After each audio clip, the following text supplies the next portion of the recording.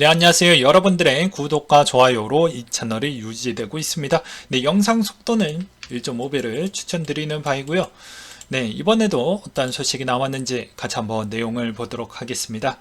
네, 폭락장에 대처하는 자세, 마이크 버리는 이번에 애플에 숏을 때렸다. 예, 과거 21년도 5월달 테슬라에다가 숏배팅을 크게 했죠. 그러다가 10월달에 포기를 했습니다. 네, 그래서 그게 약간 좀 아쉬움이 있었나 다시 한번 애플의 주식에 20만 6천 주를 풋옵션으로 숏배팅을 때렸는데요. 이게 생각보다 코인에 여러 가지 영향을 끼치게 됩니다. 애플의 시가총액이 몇 위죠? 2위입니다. 그러면 전체 지수가 요새는 어떻게 갔죠? 내려갈 때 이게 전체 지수, 그러면 코인 지수는 어떻게 갔습니까?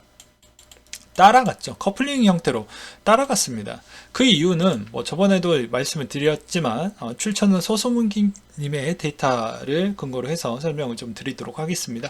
미국 및 유럽 기관의 투자자 36%의 암호화폐 투자가 되면서 어떻게 보면 주식의 대부분 상장되어져 있는 회사들이 코인을 또 해당해 있는 또 자산으로 또 갖고 있죠. 갖고 있다 보니까 그 갖고 있는 물량이 생각보다 더 많아졌고, 그런 회사들이 더 상장되어져 있는 회사들이 제일 많이 또 많이 갖고 있다 보니까 전체적인 영향을 다 같이 받았다라고 보시면 될 것 같습니다. 그래서 13년도, 19년도까지 누적 금액보다 20년도 대비 유입액이 가장 컸다라고 되어져 있죠. 그래서 이걸 무시할 수가 없다. 그래서 아까 앞에 있었던 내용하고 어느 정도 연관성이 있기 때문에 좀 준비를 해 보았고요. 5년간 상장 폐지된 코인이 541개가 되고요. 투자 피해는 1조 원 정도가 된다고 합니다. 근데 계속 진행 중이죠. 네, 그게 좀 안타까웠고요. 국회의원이 그만큼 쳐놀고 있어서 그런 겁니다. 이때까지 법안 통과됐던 건 무엇이냐면요. 맨날 우리를 위한다고 해놓고 하는 얘기는, 제가 진짜 손에 얹혀놓고 맨날 확인을 하지만 보게 되면 우리한테 가장 중요한 법안은 단 하나도 들어간 게 없습니다. 다 자금 세탁 방지법이 최우선으로 통과가 됐고요. 최소한 기본법, 뭐 어떤 기본법이냐, 예, 그 통신 판매업으로 되어져 있는 것을 어떻게 보면 기존에 이제 암호화폐 거래소를 어느 정도 이제 지정을 해놓고 이제 그런 가상자산 판매업 형태로 해가지고 그렇게 개정이 됐다라는 내용 정도. 그러니까 최소 운용할 수 있을 만한 최소 조건에 대해서만 맞춰놓은 거지, 투자자 보호 자체가 들어갔던 법안은 1도 없었습니다. 네. 그리고 글래스노드 데이터에 따르면 이더리움 선물 미결제 약정이 1개월 최고치를 도달을 했다라는 의미는 무엇이냐면요. 이 지표 하나로 그냥 보는 건 좀 오차가 있습니다. 근데 이 지표도 또 보시는 분들이 계시니까 이걸 어떻게 보냐면, 한쪽으로 치우쳐져 있으니까는 당연히 한쪽은 청산에 입막을 했다라고 볼 수가 있겠고, 한쪽으로 치우쳐져 있으니까는 또 어떻게 봐야 될까요? 당연히 한동안은 저 패턴으로 계속 유지가 될 것 같구나 라고 볼 수가 있겠죠. 그러니까 이 말의 의미는 저 추세가 한동안 쭉 저 추세로 갈 확률이 매우 높겠거니 라고 볼 수가 있겠죠. 그 다음으로 재미난 내용은 중국 정부의 금지에도 불구하고 비트코인 채굴이 부활하고 있다고 합니다. 중국의 해시레이트가 20% 수준으로 21년도 가을 이후 최고치를 경신을 했다라고 합니다. 그래서 미국에서 채굴을 주도하고 있는데, 중국이 작년 정부에서 채굴 금지에도 불구하고 두 번째로 큰 지역에 재등장을 해서 보여주고 있다라고 하네요. 그래서 요거 되게 흥미로워서 한번 가지고 와봤고요. 그리고 코인베이스가 스테이블 코인으로 인한 손실로 소송에 올랐다라고 하는데요. 스테이블 코인 프로모션으로 인해서 수백만 달러의 손실이 발생이 돼서 소송에 올라왔다라는 내용과, 최근에 파월의 퓨처 오브 에브리싱 행사에서 여러 가지 이야기가 나왔었는데, 보게 되면 뭐 간단합니다. 미국의 앞으로 금리 인상이 괜찮냐라는 이야기를 했었는데, 이제 강력한 노동시장이 지속이 되고 소매 판매가 괜찮기 때문에 나았다 라고 주장을 하고 있습니다. 그래서 여기에서도 소매 판매 견조, 소비자 지갑은 열려져 있고, 그리고 앞으로도 보게 되면은 국제 유가도 주춤하고 있기 때문에 괜찮다. 근데 다른 의견은 인플레이션으로 이제 제품 가격이 올라서 소매 판매가 증가했기 때문에 실질적으로 그렇게 많은 구매력이 있었냐? 그냥 가격 추이로만 봤기 때문에 이게 많이 샀다라고 볼 수가 있겠냐? 소비가 진짜로 그게 맞냐라는 뭐 그런 주장도 있었고요. 그리고 이것도 최근에 보여드리기도 했었죠. 인플레이션 부분이 어느 쪽이 제일 강한지. 보게 되면은 서비스업 부분이 가장 강했다라는 걸 볼 수가 있습니다. 이 검정색. 그리고 에너지 부분은 어떻게 보면은 3월 달부터는 좀 많이 줄어들었는데요. 그 이유는 2월에서 3월 달에 전력 비축률을 미국, 뭐 일본, 한국 또 누구 해가지고 한 방에 다 쏟아 부었죠. 그리고 그걸 언제 채우냐? 미국은 7, 8월 달 정도에 다시 채운다고 하니 에너지 부분은 대략 한 7, 8월 달 추이를 봐볼 필요성이 있겠거니와, 그리고 아무래도 에너지가 많이 꺾였던 이유는 중국의 상하이 부분에 있는 제조 시장 자체가 많이 위축이 됐기 때문이라고 저는 그렇게 생각을 해볼 수가 있겠거니와, 그리고 유산환님이 연설에 따른 요약본을 올려주셨는데요. 핵심만 집어가지고 설명을 드리도록 하겠습니다. 자, 보시게 되면 여기에서도 눈에 들어왔던 거는 이번 달 금리 인상 0.5, 인플레이션이 내려온다라는 확실한 지표가 없다면 그냥 이도저도 아니면 0.5로 그냥 가겠다라는 겁니다. 그냥 정답지를 하나 주었어요. 손에 쥐어 주었습니다. 그렇기 때문에 한국 금리 인상은 거의 또 확실성으로 보실 필요성이 있을 것 같고요. 그 다음으로 이제 보게 되면 아무래도 이제 분명 긴축과 금리 인상으로 인해서 경제가 어려운 시절이 한 번은 나올 것 같다라고 해서 이분도 충분히 알고 있습니다. 그 이유는 12번에 써져 있는데요. GDP 성장률이 마이너스로 나온 것은 알지만 결국 영착륙을 위해서는 어느 정도 희생은 필요하다고 했기 때문에 투자 시장은 어느 정도 짓눌리고 좀 깨져도 너희들이 좀 감안을 해줬으면 좋겠다라고 저는 그렇게 생각을 하고 있었습니다. 그 다음으로 여기에서 보게 되면 우리는 빠르게 긴축을 가져가는 것 같다라고도 이야기를 하기도 했었고, 그리고 우리는 역대급으로 빠르게 긴축을 진행 중이고 느리게 하는 게 아니다라고도 다시 한번 언급을 하기도 했다라는 점은 뭐 아까도 해당 데이터를 보여드리기도 했었지만 이 소매 판매 부분이 이 서비스업 이 소매 판매 부분이 생각보다 일시적일 확률이 매우 높다라는 거죠. 왜냐면 이때까지 감옥에 갇혀져 있다가 뭐 표현이 좀 자극적이라서 좀 미안하지만요. 오히려 여기서 이제 코로나 해제로 인해서 이제 막 놀고 있죠. 네. 그러면 이게 언제까지 밖에서 계속 놀 거냐라는 거죠. 길어봐야 한 6개월 정도이지 않겠습니까? 그러니까 연준도 조금 더 길고 완만하게 좀 보고 싶은데 주변에서 재촉하는 애들이 좀 너무 많잖아요. 예, 정치인들 그리고 거기에 중에 바이든 씨도 들어가져 있고요. 그렇기 때문에 아무래도 웬만하면 완만하게 좀 떨어지는 경우를 보고 대응을 하고 싶은데 그게 안 되니까 좀 답답해 하는 것 같습니다. 그래서 저는 좀 이해가 돼요. 저분도 마찬가지로 직장인이잖아요. 네, 이번에 유임 시켜주었고 바이든 씨가 발언하면서 연준이 알아서 할 거야. 물가는 이렇게 이야기를 하고 떠넘겨 놓은 상태이기 때문에 자기가 할 수 있을 만한 역할은 눈치도 봐야 되고, 지금의 그렇다고 시장이 또 붕괴되면 또 욕먹을 거니까 그 중재적인 부분을 맞추기가 상당히 어려울 것 같다라는 생각이 드는 겁니다. 아무튼 매우 중요한 내용은 그러하다. 그래서 거의 0.5 정도는 일단 깔아두고 보지만 하반기 부분에 따른 속도는 상황을 보고 뭐 한다라는 내용도 있었기 때문에 이 점도 좀 보시길 바라겠습니다. 그 다음에 이제 미국 주식을 보게 되면 구글부터 마이크로소프트부터 뭐 보게 되면 여러 텔레다까지 보게 되면 엄청나게 많이 떨어졌다라는 걸 볼 수가 있죠. 이것으로 알 수 있는 건 무엇이냐면 전체적인 모든 시장이 코인 포함해서 모든 시장이 다 내려가고 있는데 거기에서 투자가 마땅한 데가 없으니 달러 인덱스가 높아지고 있다더라 라는 걸 알 수가 있겠고요. 또 반면에는 어떻게 볼 수가 있냐면 주변국 중국 저기 옆 동네 일본, 아시아 쪽에서는 이쪽 안 좋으니까 돈 풀고 있고 이쪽도 안 좋으니까 돈 풀고 있으니까 이 중국이나 일본 같은 경우가 계속 돈을 푸니 오히려 이제 달러가 좀 더 선호하는 현상까지도 있으면서 한동안 강세가 계속 깊게 나오지 않았나 싶습니다.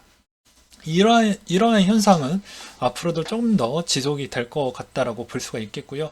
그럼 유로화 쪽은 뭐 말할 필요성이 없지 않습니까? 전쟁으로 인한 불확실성으로 인해서 그 나라가 어떻게 되고 어디까지 확대가 될지 모르는 그런 형태인데, 그러면 여러분들은 유로화를 들고 계실 겁니까? 아니면 예를 들어서 저기 달러를 들고 계실 겁니까? 그렇다고 해서 뭐 파운드를 뭐 들고 있을까요? 거기 지금 에너지로 봉착돼서 언제든지 화폐에 따른 불확실성이 계속 커질 확률이 매우 높은데요.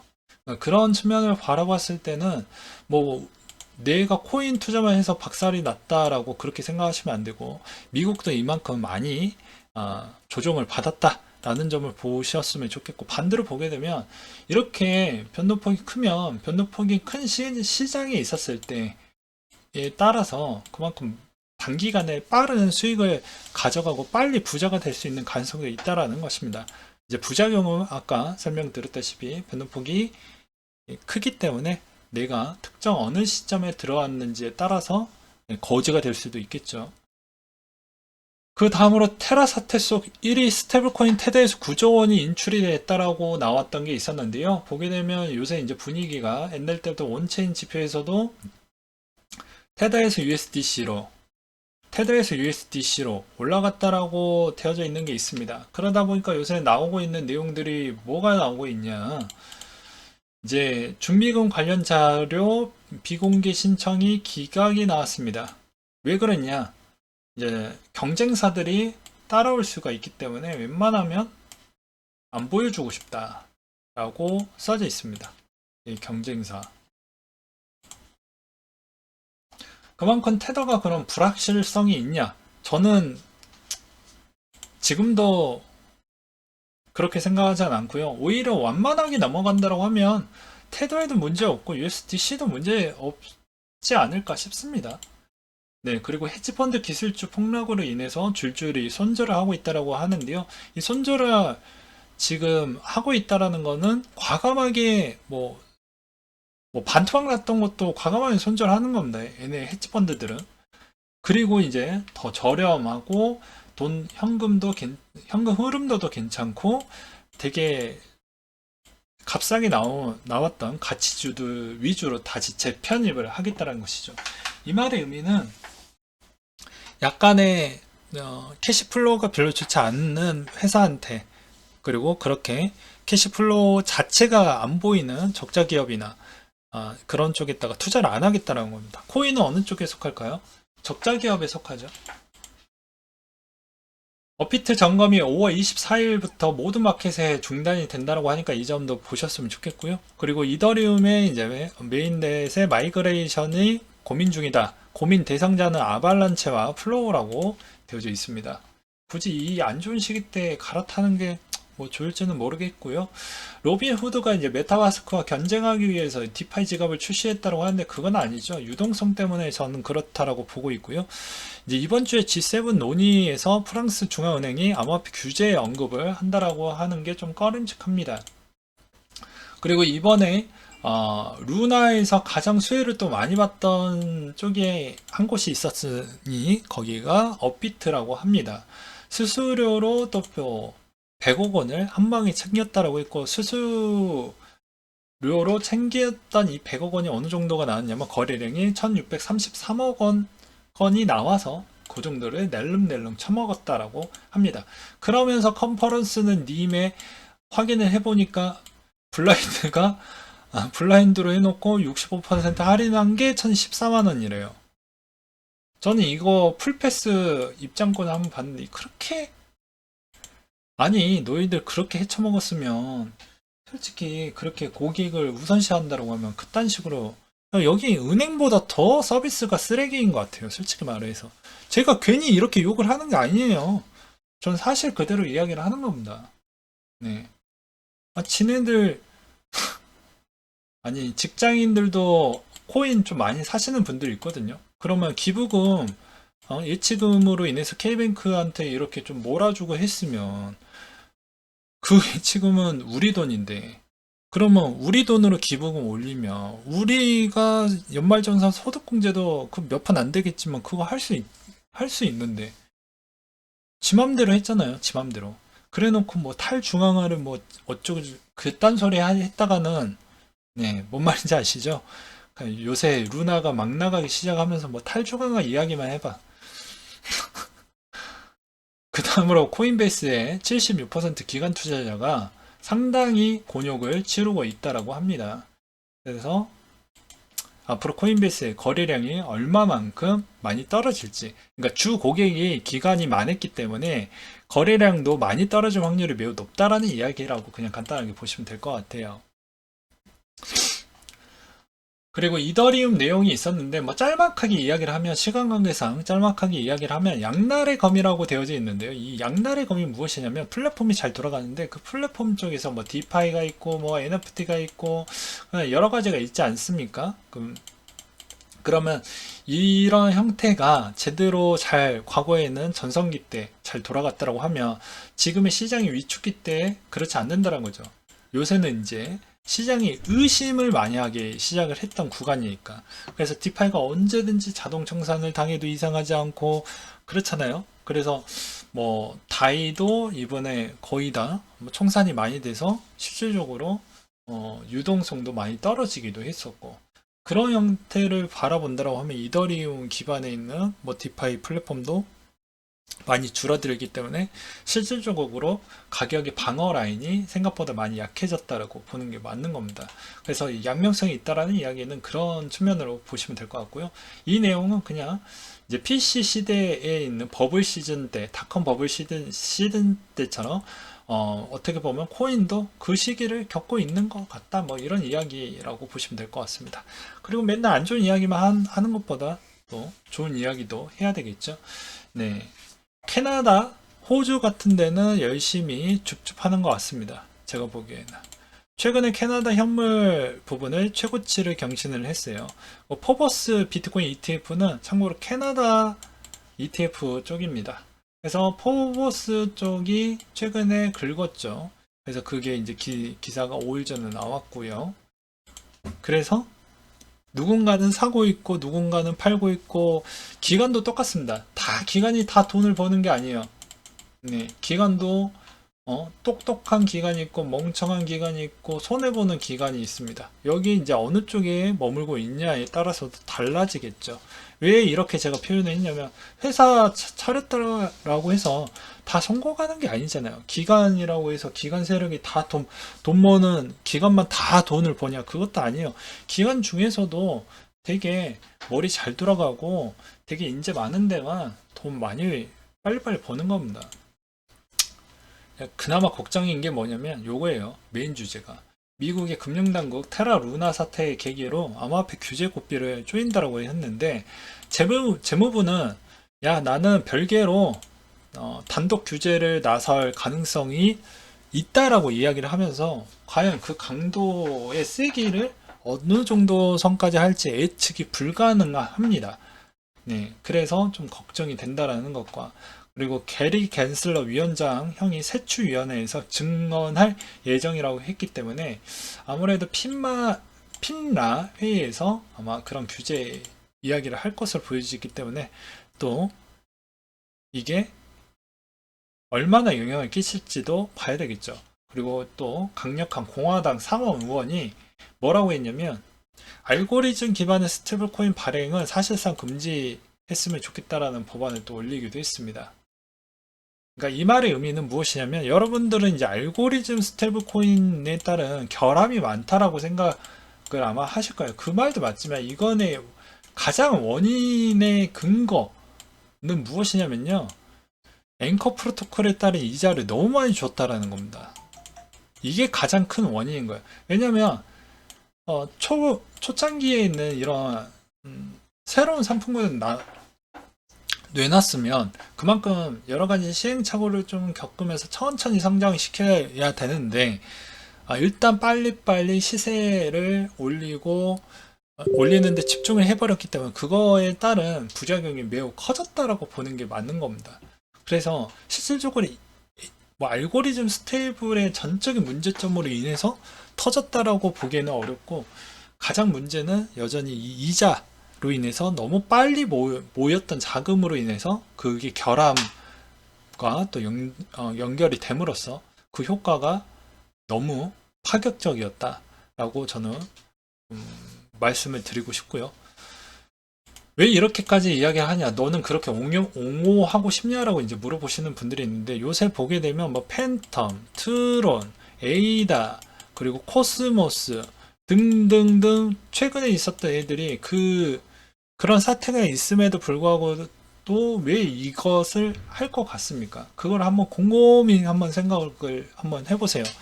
저기 옆 동네에서 사고가 났으면 분명히 나중에 규제가 세게 들어올 거 알면서도 왜 준비를 할까요? 다 한탕씩 해먹고 그냥 코인 뭐 뜨려고요? 과연 그럴까요? 네, 오늘 시간은 여기까지만 이야기를 하고 나중에 시간이 남으면 추가적으로 설명을 드리도록 하겠습니다.